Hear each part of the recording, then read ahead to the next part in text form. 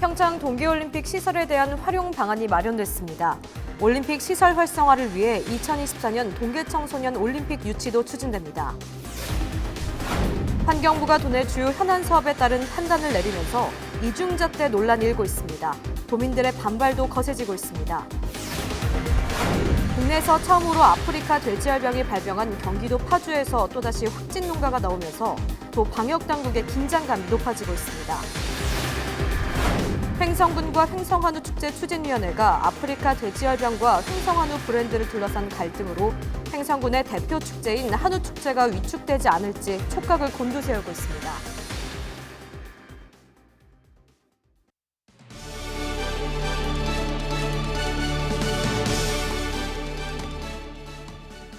여러분 안녕하십니까? 헬로티비 뉴스 강원입니다. 첫 번째 소식입니다. 평창 동계올림픽 이후 경기시설은 이렇다 할 활용 방안을 찾지 못한 채 애물단지 취급을 받아왔는데요. 강원도가 드디어 경기장 활용에 대한 세부 계획안을 마련했다고 합니다. 특히 올림픽 시설을 활용해 2024년 동계 청소년 올림픽 대회 유치도 선언했다고 합니다. 한재영 기자의 보도입니다. 동계올림픽 역사상 가장 많은 국가와 선수단이 출전한 2018 평창 동계올림픽. 평화올림픽이자 흑자올림픽이라는 천사를 받으며 흥행에 성공한 대회로 평가됐습니다. 하지만 대회가 끝난 지 1년 반이 지나도록 강원도는 후유증에 시달려야 했습니다. 10조 원이 넘는 예산이 들어간 기반시설과 경기장 등이 사후 활용 방안을 찾지 못해 수십억 원의 유지관리비만 추가로 소진됐기 때문입니다. 강원도는 24일 기자회견을 열어 동계올림픽 경기장 운영 방안을 발표했습니다. 해당 시설은 전문 체육시설로 활용 예정이던 스피드 스케이팅 경기장과 강릉 하키센터, 슬라이딩 센터 3곳입니다. 수익형 체험시설을 도입해 지속적인 이용 수요를 확대하고 운영 수지를 개선하는 방안으로 추진됩니다. 강릉 스피드 스케이팅 경기장은 다기능 복합 스포츠 컨벤션 센터로, 하키센터는 스포츠와 공연 융복한 문화 공간으로 운영됩니다. 또 평창 슬라이딩 센터는 스포츠와 익스트림 체험시설로 활용할 계획입니다.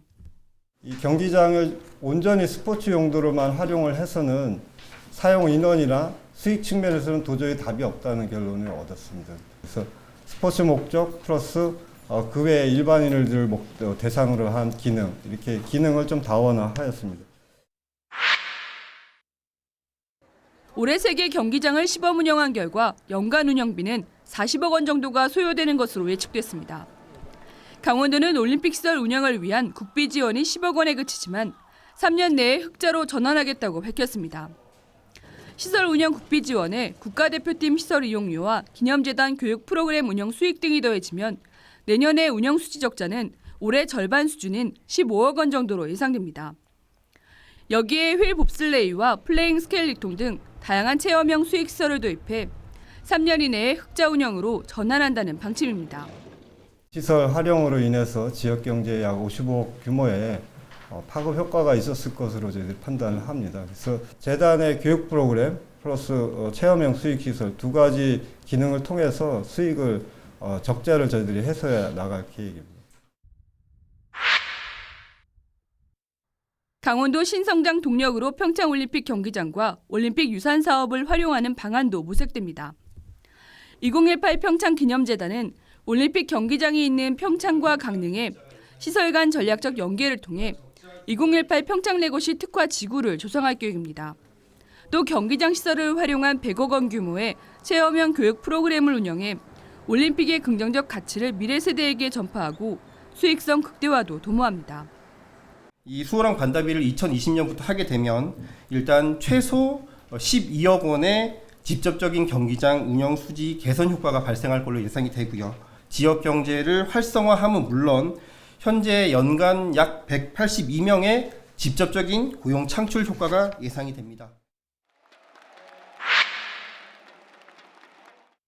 강원도는 이 밖에도 평창 동계올림픽의 감동을 재현하고 국가 지원의 명분을 확보하기 위해 2024년 동계 청소년 올림픽 대회를 유치하기로 했습니다. 내년 7월 도쿄올림픽 IOC 총회에서 개최지가 결정되는데 기존 시설을 활용하는 도시에 가산점이 부여돼 강원도의 개최 가능성도 매우 클 것으로 판단했습니다.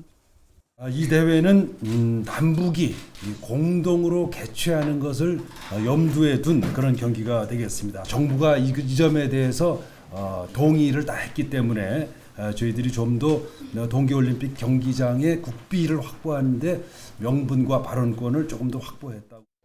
한편 올림픽 경기장의 활용과 운영 활성화에 대해 일부 종목별 단체들이 충분한 협의가 이루어지지 않았다며 불만을 제기해 사업 시행과 운영 활성화를 위한 논의가 추가돼야 할 것으로 지적됐습니다. 헬로티비 뉴스 한지영입니다. 환경부가 강원도 주요 현안 사업에 따른 판단을 내리면서 이중잣대 논란이 일고 있습니다.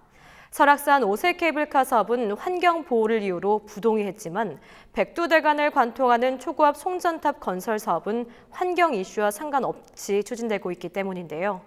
최문순 지사가 이 같은 상황을 작심하고 비판했고 도내 정치권의 반발도 거세지고 있다고 합니다. 보도에 성기석 기자입니다. 환경 문제에 부딪힌 도내 현안 사업은 한두 가지가 아닙니다.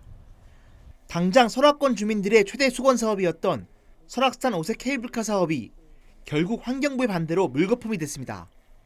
또 서울 속초간 동서 고속화철도 건설 사업도 설악산을 통과하는 노선 문제로 갈등을 빚으면서 사업 착수가 늦어졌습니다. 여기에 평창 동계올림픽 당시 활강 경기가 열렸던 정선 가리왕산 복원도 여전히 논란을 빚고 있습니다.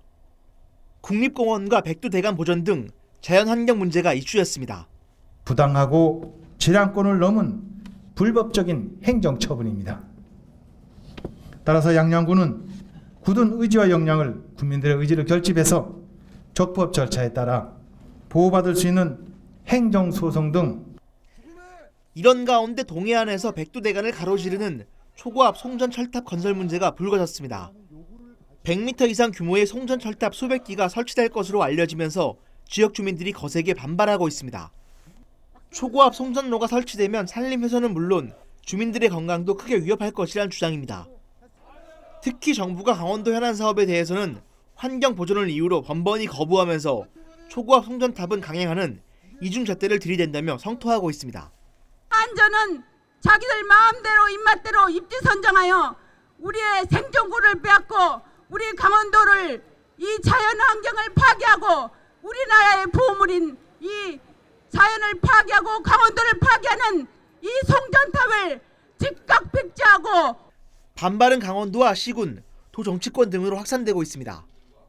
더불어민주당 강원도당은 도민의 희생을 강요하는 고압 송전탑 건설에 강력 반대하는 성명을 발표했고, 자유한국당 소속 국회의원들은 정부가 도민들을 이용만 하고 강원도를 홀대하고 있다고 주장했습니다. 강원도의회 의원 일동은 300만 강원도민을 무시하고 지역 주민의 의견 수렴 없이 일방적으로 추진하는 송전선로 건설 사업을 즉각 중단할 것을 다시 한번 강력히 촉구하며, 이 같은 상황에서 도내 곳곳에 내려져 있는 각종 규제에 대한 비판도 거세지고 있습니다. 실제 평창 대관령 일대는 국립공원과 백두대간 보호구역 등 무려 13개 규제가 적용되고 있고, 케이블카 사업이 무산된 설악산 오색지구 역시 4개 규제를 중복으로 받고 있습니다. 강원도는 전체 면적의 절반이 군사, 산림, 환경, 농업 등 42개 개별법에 의한 2개 이상의 중복 규제를 받고 있습니다. 헬로티비 뉴스 성기석입니다. 24일 오전 11시 30분쯤 평창군 미탄면 평안리 풍력발전소에서 불이 나 조립식 건물을 태우고 2시간 만에 진화됐습니다. 강원도 소방본부는 풍력발전소 배터리실 지붕에서 검은 연기가 올라온다는 신고를 받고 소방 차량 35대와 진화인력 70여 명을 투입했다고 밝혔습니다. 해당 건물은 264제곱미터 규모의 조립식 건물로 화재 발생 당시 현장 근무 직원은 없는 것으로 전해졌습니다. 경찰과 소방당국은 배터리실에서 불이 시작된 것으로 보고 정확한 화재 경위를 조사하고 있습니다. 원주에 사는 61살 여성이 중증열성 혈소판 감소 증후군인 SFTS 검사 결과 양성 통보를 받은 것으로 나타났습니다. 이 여성은 발열과 오한 등의 증상을 보여 19일 원주 세브란스 기독병원에 입원했으며 20일 강원도 보건환경연구원에서 양성 통보를 받았습니다. 이로써 올해 원주시 SFTS 확진자는 모두 4명으로 늘어났습니다. 보건당국은 진드기 매개 감염병은 11월까지 발생할 수 있는 만큼 야외 활동 시 예방 수칙 준수에 각별한 주의를 당부했습니다.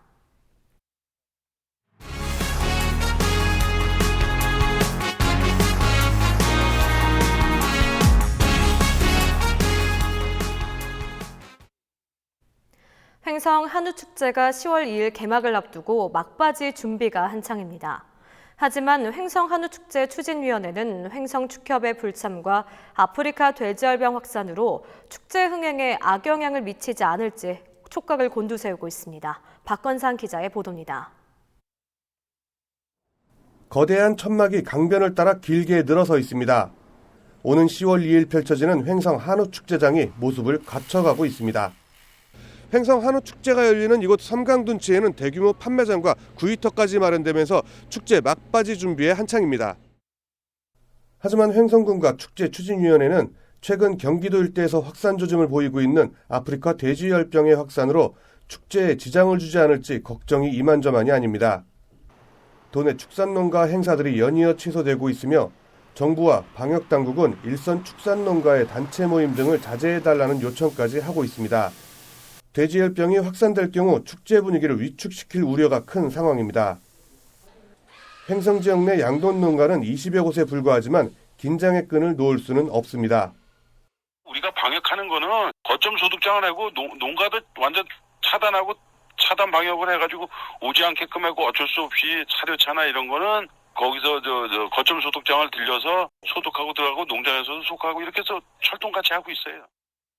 횡성 한우 브랜드를 둘러싼 횡성군과 횡성축협이 첨예한 대립각을 세우고 있는 상황도 한우축제의 위축 요소 가운데 하나로 작용하고 있습니다. 횡성축협은 지난해에 이어 올해도 한우축제에 참여하지 못하고 있습니다. 횡성축협 조합원들은 축제 기간 동안에도 장외 집회를 개최할 계획이었지만 아프리카 돼지열병의 확산으로 모든 계획을 취소한 상태입니다. 축제 기간 동안 집회는 취소됐지만 갈등의 불씨를 남겨놓은 상황에서 해결책을 찾기가 쉽지 않아 보입니다. 조금 아쉽습니다만 축협의 이런 참여가 올해도 이루어지지 못했습니다만 앞으로는 지역사회 협력과 통합을 위해서 고민을 해보겠다는 말씀 드리고요. 축제 추진위원회는 횡성축협과의 갈등 그리고 아프리카 돼지열병의 확산으로 축제 흥행에 악영향을 미치진 않을지 촉각을 곤두세우고 있습니다. 헬로티비 뉴스 박건상입니다. 국내에서 처음으로 아프리카 돼지열병이 발병한 경기 파주에서 또다시 확진 농가가 나오면서 방역당국의 긴장감이 높아지고 있습니다. 농림축산식품부는 24일 아프리카 돼지열병 의심 신고가 접수된 경기도 파주시 적성면 농가에 대한 정밀 검사를 실시한 결과 확진 판정이 나왔다고 밝혔습니다. 지난 17일 최초 발생 후 네 번째이며 경기 연천, 김포에 이어 파주에 또다시 확진 농가가 나오면서 잠복기를 거친 아프리카 돼지열병이 빠르게 확산한 것이 아니냐는 우려가 높아지고 있는 상황입니다. 농림축산식품부는 24일 아프리카 돼지열병 중점관리 지역을 경기, 인천, 강원 전체로 확대한 상태입니다. 도 방역당국은 거점 소독시설을 추가 설치하고 양돈 농가에 긴급 방역을 실시하는 등 도내 유입을 막기 위해 총력을 기울이고 있습니다. 횡성군이 상습 악취가 발생하는 축산 농가를 신고 대상으로 지정하고 특별 관리를 합니다. 횡성군은 민원이 1년 이상 지속되고 악취 기준을 3회 이상 초과한 사업장을 악취 배출 시설 신고 대상 시설로 지정해 특별 관리를 하겠다고 밝혔습니다. 신고 대상 시설로 지정되면 1년 이내에 악취 방지 조치를 이행해야 하며 기준을 초과하는 경우 조업 정지 등의 불이익을 받을 수 있습니다. 하이원 리조트가 국내 리조트 업계에서는 처음으로 홍콩 골프단체 관광객 유치에 성공했습니다.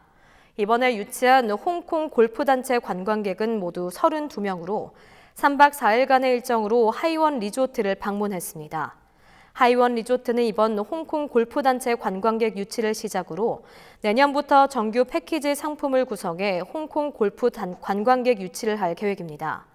하이원 CC는 해방 1100m에 이르는 18홀 대중 골프장으로 코스 길이만 6.5km에 달하고 있습니다.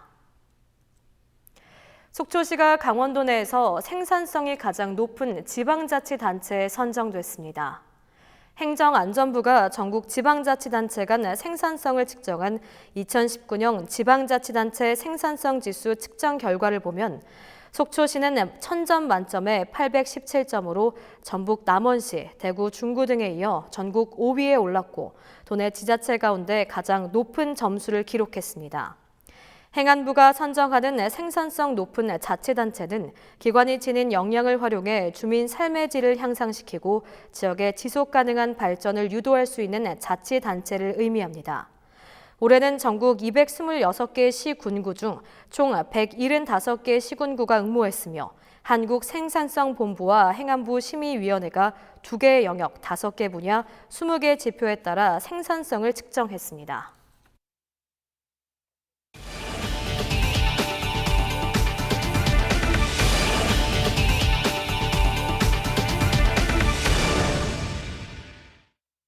동해시는 24일 태풍 피해 예방을 위해 추진한 대진항 방파제 보강 사업을 완료했다고 밝혔습니다. 이번 보강 사업에는 총 3억 4천만 원의 예산이 투입됐으며 대진항 남측 방파제 52m 구간에 189개 테트라포트가 추가 설치됐습니다. 이는 기후변화에 따라 동해에 상륙하는 태풍 크기와 횟수가 증가함에 따라 방파제 높이를 보강하는 사업을 추진해 왔습니다. 춘천 지역 이사업체가 저소득층의 무료 이사를 지원합니다. 춘천시는 우리 안의 자원으로 행복한 도시 구현을 위해 23일 춘천 이사협회와 저소득층 무료 이사 지원을 위한 업무 협약을 체결했습니다. 이번 협약을 통해 춘천시는 매달 10일까지 읍면동으로부터 저소득 가구를 추천받아 8가구를 선정하고 무료 이사를 지원받을 수 있도록 합니다. 무료 지원은 노인이나 장애인 가구 등을 우선으로 선정하고 신청은 읍면동 행정복지센터로 하면 됩니다. 태백시가 각종 행사에 불필요한 의전을 최소화하기로 했습니다. 태백시는 24일 각종 행사에서 관행적으로 이루어지던 초청 인사 범위를 행사 목적에 맞게 내실화하고 내빈 소개도 가능한 생략하겠다고 밝혔습니다. 이와 함께 사회적 약자를 중심으로 한 자율 좌석제를 운용하겠다고 설명했습니다. 태백시는 시장, 부시장, 국장 등에 대한 행사 참석 기준을 마련하고 자체적인 의전 매뉴얼을 만들어 전 부서와 유관기관에 배부할 예정입니다. 정선 민둥산 억새꽃 축제가 27일부터 11월 10일까지 민둥산 운동장 일대에서 개최됩니다. 올해로 24회째를 맞는 민둥산 억새꽃 축제는 27일 개막식과 함께 산 정상에서 열리는 산신제를 비롯해 아리랑 공연 등 다채로운 행사가 펼쳐집니다. 정선 남면에 위치한 민둥산은 해발 1119m로 정상까지 66만 제곱미터 규모의 억새가 군락을 이루고 있으며 전국 5대 억새 군락지로 손꼽히고 있습니다. 민둥산 정상을 오르는 길은 4개 코스가 있으며 약 1시간 20분에서 1시간 30분 정도면 정상까지 오를 수 있습니다. 이어서 날씨입니다. 수요일 우리도 저녁 완연한 가을 날씨가 이어지겠습니다. 다만 계속해 큰 일교차 조심하셔야겠습니다. 일교차만 유의하시면 가을 날씨 만끽하기 좋겠고 또 공기질도 청정해 바깥 활동하기 좋겠습니다. 밤새 찬 공기가 들어오면서 아침에는 다소 쌀쌀하겠습니다. 수요일 아침 기온 춘천과 원주 13도, 강릉 15도가 예상됩니다. 낮에는 가을볕이 뜨겁게 내리쬐면서 다소 덥겠습니다. 속초 24도, 강릉과 원주 25도, 춘천 26도가 되겠습니다.